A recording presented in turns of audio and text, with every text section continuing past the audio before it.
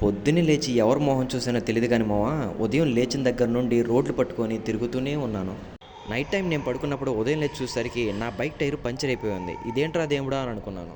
సరే నా బైక్‌కి పంచర్ అయిపోయింది కదా అని చెప్పి పంచర్ షాప్ వెతుక్కుంటూ ఇలా రోడ్లు పట్టుకొని తిరుగుతూ ఉన్నాను. ఇందాక నుంచి చూస్తున్నాను. ఈ ఉన్న ప్రదేశంలో ఎక్కడా కూడా ఒక్క పంచర్ షాప్ కూడా నాకు కనబడలేదు. నేను ఉన్న ప్రదేశం నుండి ఇటువైపు 2 కిలోమీటర్లు, అటువైపు 2 కిలోమీటర్లు చూశాను. ఎక్కడ కనుచూపు మేరలో నాకైతే పంచర్ షాప్ కనపడలేదు. టైం చూసుకుంటే సమయం 10 గంటలవుతుంది.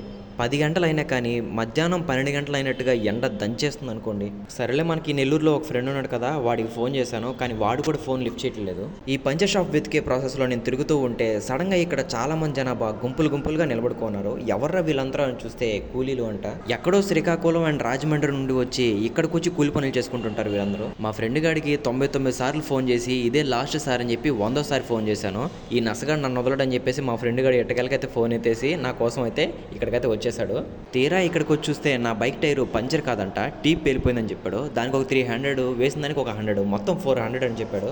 నేనున్న ఈ ప్రెజెంట్ సిచ్యువేషన్స్లో మధ్యలో ఈ కొత్త కష్టాలు ఏంటో అర్థం కావట్లేదు. మీరు మటుకు మన ఛానల్ సబ్స్క్రైబ్ చేసుకోండి.